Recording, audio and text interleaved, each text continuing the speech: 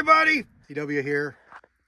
I do a quick video on some extra work that was needed putting a scope on, base rings and a scope on my Argentine Mauser. This is a 1909 Argentine Mauser action that's been sporterized many years ago with a custom barrel, compensator, a whole litany of extra parts. You know, I put a spoon handle, bolt handle on it, and drilled it and tapped it, put a scope on it. This was done many years ago, and it's a 35 Whelen caliber.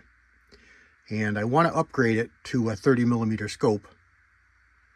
I took off a Leopold VX3 2.5 to 10, I think it was, and putting on a Bushnell Trophy Extreme 2.5 to 10, 30 millimeter, and changing out the bases. Now I had a really good pair of Talley steel bases on here, and they were a two-piece, a much older design, very, very high-end.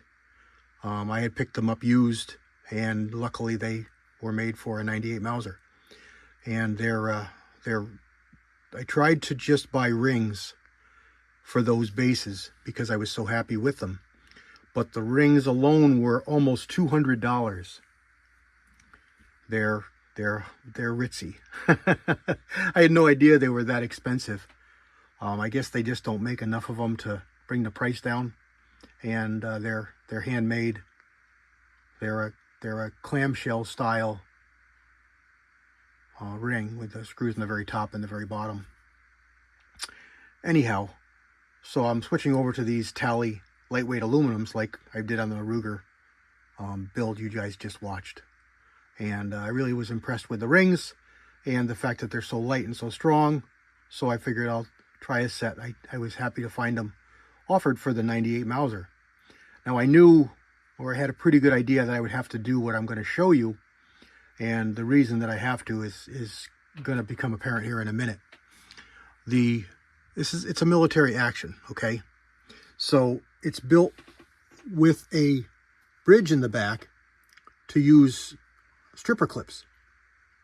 So you drop a stripper clip in the back of these ears here, straight down from the top, and you just push your thumb down. And sorry, I bumped the camera. And that's what this cutout here is for. This cutout here is for your thumb. So you put the stripper clip in the top, and you just push your thumb down the top, and you go burp, and you push it right down, and your thumb will go through this slot and push all the cartridges into the magazine. Well, of course, we don't do that today. We don't use any of that stuff anymore. But the gun had it built into. It's actually part of the bolt takedown here. It got little bitty nubs on the ear. Let's see if I can zoom you in and give you a close-up of that. There's a little nub there. Okay, you see the little nub right there? That holds the stripper clip that allows you to load the magazine.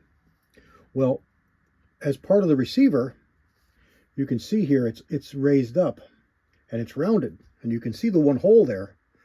But when you put the base on, it won't go far enough forward because of that radius, because of that raised metal, to line up the holes. So what I've got to do is I got to take this rear base off, and I've got to radius that corner all the way around the whole underside of this ring so that it will slide up farther forward and allow the screws to line up.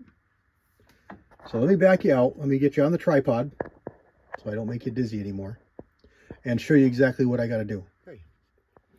So here's the rear base, and here's the holes that it needs. And the holes will line up. I've already checked that. The hole spacing is correct. But this little bridge here is what the problem is. And with it off, I think you can see better what I'm talking about. If I can get it to focus here where we want it to. But you can see that ridge right there, this high spot. Now some of the guys will take, as they're doing their builds on these, and they'll machine that right off and flat and take that ridge right out, machine that all off. And then they can just drill and tap and put bases on. I'm going to have to radius this whole front edge back to that screw hole so that this will slide far enough forward to work. And then once I get it far enough forward, I'm going to have to take the back corner off it because it engages the bolt. So this back corner is going to have to be ground off too. Not a big deal. It's common to have to do this on the military Mausers because they're a little bit different than the commercial Mausers that most of these are actually made to work with. So, as always, YouTube won't let me show you doing any of this because it's considered modifications. So I'm just going to have to do a little bit, and I'm going to have to do it and then show you it finished. But as I'm going to have to do a little bit and check fit and check fit and check fit, I'll just come back and talk to you a little bit as I approach the final fit to make this work. The front one went on, no problem, and is tightened right down. Another thing about these rings is you can switch them. Now they won't go front to back because the hole spacing is different front to back, but you can turn them. So this ring I've got facing back to give you just a little bit shorter distance because the Mausers tend to be really long between the scope rings, and it makes it hard to fit shorter tube scopes. So I turned this around backwards so that the ring is back in ½ an inch. And this one here I knew was going on this way.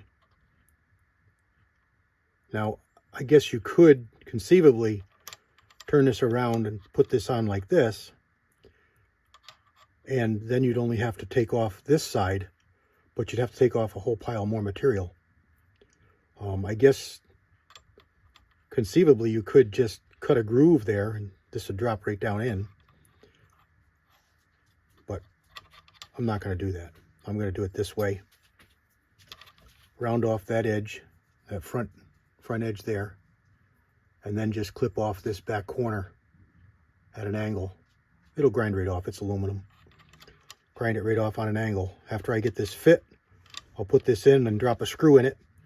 I'll take the bolt out. I'll come back under here. I'll score the underside with a line from that, and then I'll grind it to that and make it smooth and polished, and then put some aluminum black on here. All right, so let me get to that, and I'll come back as I'm making progress. All right, Dremel tool and a file made quick work of that radius. Can't tell if I'm focused. I hope that I am. And let's see how that works. I think it's going to be good. And then I just have to do this back corner over here. So let's see if it goes on there. All right, again, I can't show you screwing things together, but I should be okay showing you this going right up against there, and the screw holes appear to be lined up in there. See the screw holes come up, and they appear to line right up. So let's throw some screws in there and see if they'll tighten down and be actually in position. And then I'll pull the bolt out and I'll scribe a line on the bottom of this from this edge here to show me what to grind off on that corner. All right, I think it's going to be good. I think I got it. The two screws are in there. Both screws are in, and it appears to be pretty good. Now we just got to take that little bit of that corner off right there, and now I'll pull the bolt out and scribe that bottom and then do that. So stand by, I'll show you that. All right, so the bolt's out, and I think I've got you zoomed in enough that you can see. And you just get yourself a scribe, an angled scribe, and again, remember, it's only aluminum, so it's going to mark easy. And just put a scratch in there where you want to grind off up to.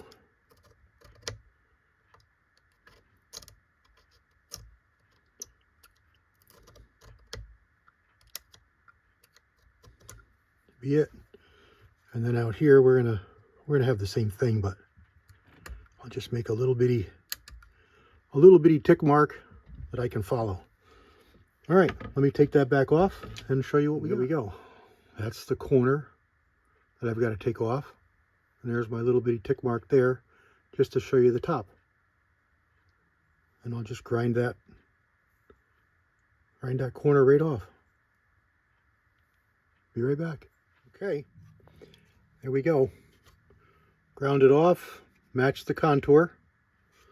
You don't have to go straight up because the bolt comes in and cams, so it's just that corner that had to come off. Or usually that's all you have to do. So let's slide this bolt back in here.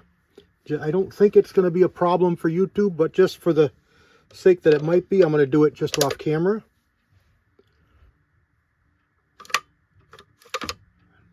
Bolt goes right in and clears.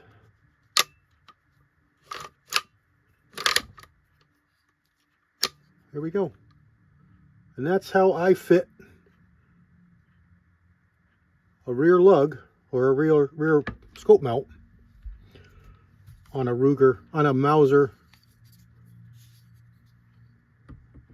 98 Mauser rifle. And there's the scope. I'm going to go right in there like that.